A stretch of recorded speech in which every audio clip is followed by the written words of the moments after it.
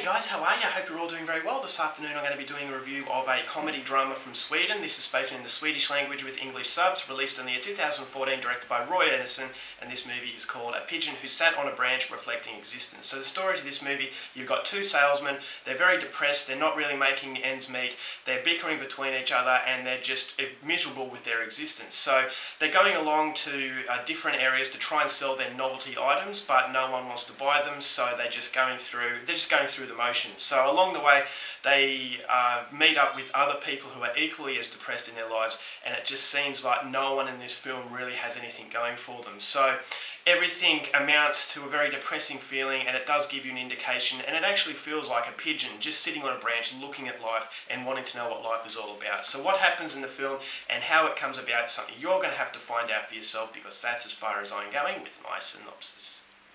Now my thoughts on A Pigeon Sat on a Branch Reflecting Existence. This is a Roy Andersson film, and you guys know that a film I just reviewed a few months ago was called As Songs from the Second Floor, and that movie was my favourite film. I mean, that movie really hit me hard.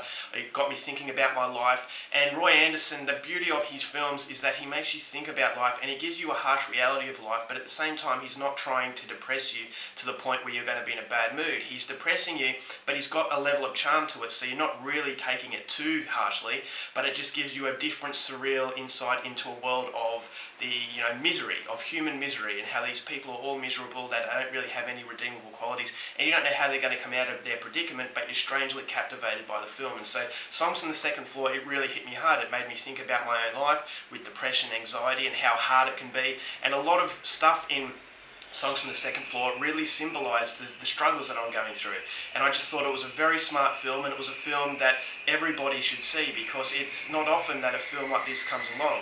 So, coming into A Pigeon Sat on a Branch Reflecting Existence, I was expecting something of the same nature of Songs from the Second Floor, and in some instances I got that, but in other instances I thought this movie it had a few problems in the film that make it not as good as Songs from the Second Floor. But having said that, it is still a very, very unique feeling that the film has. So once again, it is a movie that will make you think about your life. It is a movie that is showing you human misery. All the characters in the film have no hope in their life, and it really does depress you, but at the same time there's a strange uplifting quality to it. The music is very uplifting. It's a very beautiful film that Roy Andersson has created, but he's made it beauty on top of a harsh reality, a very depressing reality.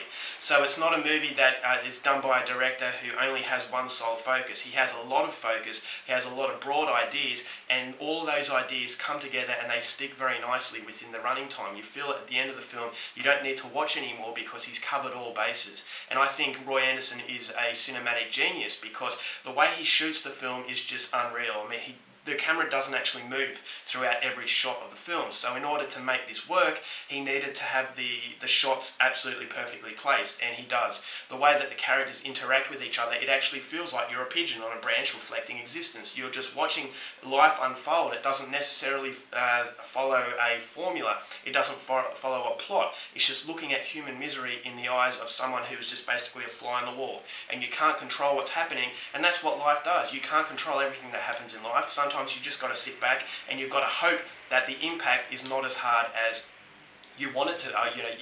Hope is not as hard as you're fearing it to be, but in all, not in every instance. Sometimes things don't work out the way you want it to. So it actually feels like these characters are stripped of all possessions, and it actually feels like this is reality. As in today's world, you've got people who live behind their Lamborghinis, their fancy suits, their sunglasses, and everything like that, and you feel that they're not as happy as they're letting on. But possessions and materials, a very materialistic world, in that if you've got the most expensive thing, you're a happy person, or at least you give that facade. So in this movie, all those possessions feel like they've been stripped. The colouring of the film has been drained, and it feels like these people are forced to show their real selves. And you will see that out in the society, there are a lot more unhappy people than there are happy.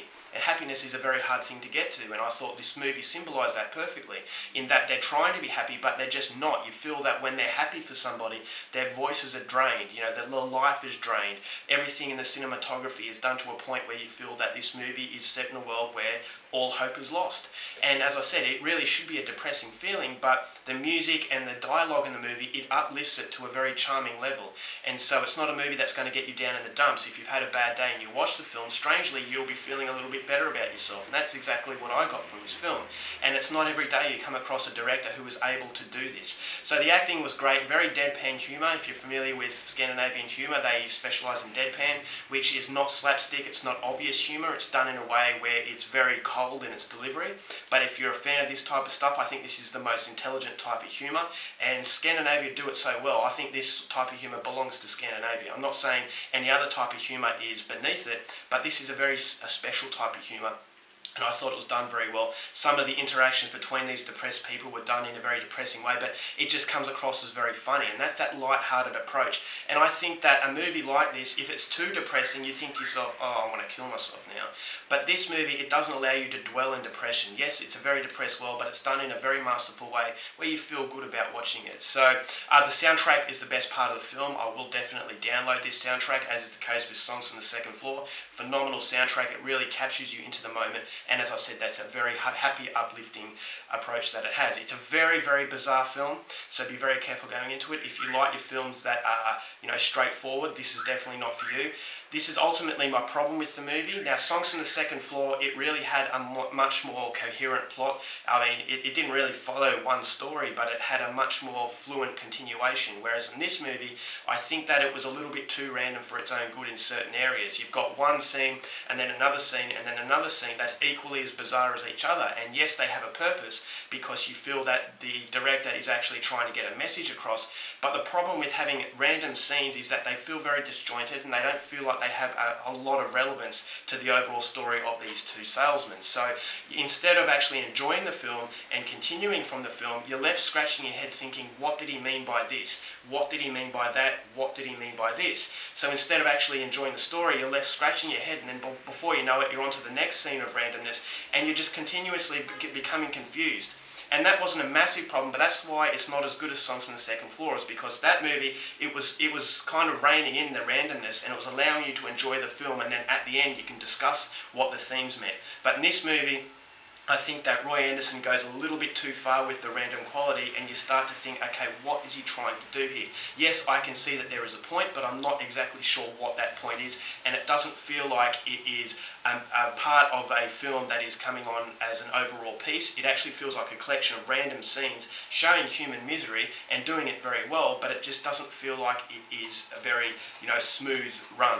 And you feel that instead of really enjoying the moment as it's happening, you're left thinking, what is he trying to do? So it does distract you a little bit, and it does prevent it from being a masterpiece. But having said that, Songs from the Second Floor and A Pigeon Sat on a Branch Reflecting Existence are absolutely brilliant films. There is another film called We the Living. Now, this is a trilogy of movies, but you don't actually have to watch them in order. You can watch them separately because they are very much their own films, but they all have a similarity in that it's about human beings and how we are as human beings, and it's painting it in a very surreal and depressing light, but it's just got so many layers to it that you'll come away thinking that you have experienced a really, really good film and a worthwhile film. So overall, for A Pigeon Sat on a Branch Reflecting Existence, I'm going to give it 4 stars. Highly recommended. Not as good as Songs from the Second Floor. It does have its problems, but it is definitely a movie that you'll come away thinking that, wow, you have experienced something pretty special.